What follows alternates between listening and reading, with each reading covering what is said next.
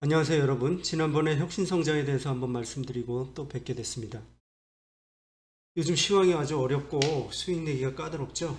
그렇다면 지금 도대체 어떤 시황이고 도대체 어떤 종목을 사는 것이 좋을지 한번 말씀드려 보겠습니다. 결론부터 말씀드리면 지금과 같이 국채금리가 오르고 기대 인플레이션이 압력이 높아진 상황에서는 위험자산 회피 현상이 생기게 되고 주식 기대 수익률이 낮아져서 아무래도 성장주보다는 인플레이션 해지가 가능한 가치주가 유리하다는 것입니다.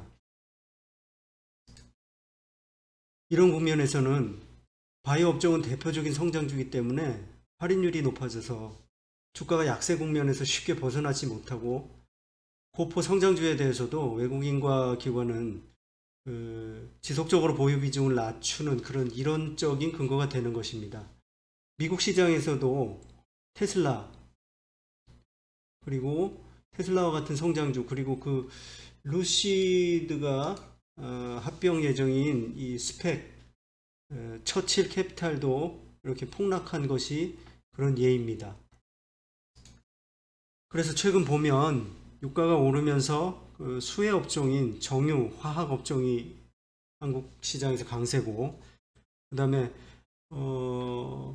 국제 구리 시세가 이제 상승으로 인해서 풍산이 미 국채 그래프와 유사한 그런 흐름을 보이는 것이고, 과거에는 또 고려 아연과 같이 이게 이제 그 금, 은, 동, 뭐 아연 이런 것들 재련하는 재련소인데 그 고려 아연과 영풍 이런 것들이 그 대표적인 가치주라고 보시면 됩니다. 이런 상황이 어느 정도 지속된다고 보면 일단 뭐 지수 관련주에 대한 비중은 크게 늘리지 않는 전략과 동시에 포스트 코로나 관련주를 매매해서 시장 대응을 해 나가시는 것이 좋겠고, 또 항상 그 새로 태동하는 테마주는 관심을 갖고 2차 상승을 대비하는 눌림목 공략을 그 전략으로 해야 될 것 같습니다. 최근 금융시장 동향을 한편 살펴보겠는데요. 먼저 요즘 가장 큰 화두가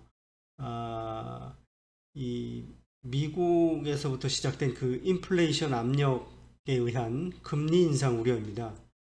먼저 이제 미국 10년물 국채를 보시면 코로나 위기 때의 0.31%에서 현재 지금 아주 계속 상승을 지속해서 1.36%까지 올라왔는데, 더군다나 이제 최근 들어서 또 가파르게 오른 이런 면이 있습니다. 그래서 최근 들어서 이렇게 금리가 가파르게 오는 원인 때문에 지수가 좀 조정을 받고 성장주들이 좀 더 크게 하락하는 그런 모습을 보인 건데, 경기 개선을 지나서 호황 국면에 진입하면 미국 연준은 결국 경기 과열을 막기 위해서 정책 금리를 점진적으로 올리고 채권 매입 규모를 줄이는 그런 테이퍼링을 할 가능성이 이제 높다는 그런 걱정인데요. 미국이 정책 금리를 좌우하는 것은 그 고용과 인플레이션입니다. 실업률이 14%에서 6.3%까지 줄어든 것과 생산자 물가가 1.3%까지 올라서 2009년 12월 이후 최고를 기록했기 때문에 이게 앞으로 계속 양적 완화를 해 나가기는 어려울 것 같다. 그런 시장에 우려가 생긴 겁니다. 파월 의장은 2%가 넘는 물가 상승률을 당분간 용인하겠다는 뜻을 밝혔고, 또 연준의 정책 목표도 실업률이 3.5%까지 완전 고용을 이루고 또 2% 정도의 물가 상승률이 달성되기 전까지는 현재 수준의 완화 정책을 이어가겠다는 것을 강조했습니다. 현지 시간으로 24일 파월 의장의 하원 청문회 연설을 들어봐야 할 것 같은데요.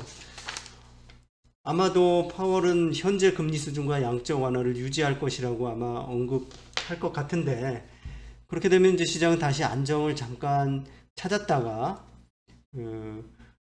전체 이제 주식시장은 반등을 할 수는 있으나 어차피 이제 이런 기조는 금방 꺾이기는 어려울 것 같다는 생각입니다. 그래서 채권 금리나 기대 인플레이션은 당분간 상승 추세를 이어나갈 것으로 생각하시면 될 것 같습니다.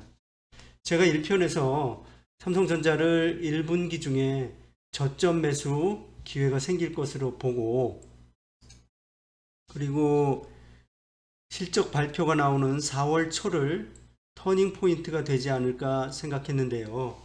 제가 말씀드린 이것을 잘 활용하시면 될 것 같습니다. 또한 그 지수 조정기에는 제가 앞에서도 언급해 드렸지만 비정기적으로 발생하는 테마주와 또 지수 상관관계가 적은 중소형주를 투자하는 것이 유리하다고 보는데, 뭐 지난주와 이번 주에도 보셨듯이 시장 내의 유동성이 풍부하기 때문에 종목별로는 수익률 게임을 계속 진행해 나가고 있습니다.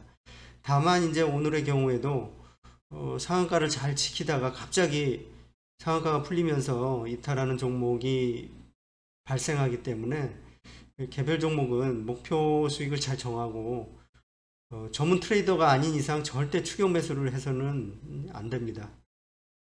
월요일날 그 시간 외에 이제 상한가를 쌓고 있던 그 다날의 경우에도 화요일날 아침에 마이너스 5% 정도로 개파락 출발해서 곧바로 이제 10%가 넘는 하락을 장중 내내 유지한 거를 예로 보시면 아실 것입니다. 자, 결론적으로 또 보면 당분간 지수 급등은 또 어려우니까 제가 말씀드린 대로 시황에 맞춰서 시황 대응 해 나가다가 이 국채 금리가 다소 이제 완만한 상승 각도가 생기고 또 그 즈음에 이제 지수 관련주의 랠리를 기대해 보시면 될 것 같습니다. 자, 오늘도 고생하셨고요. 다음에 또 뵙겠습니다. 감사합니다.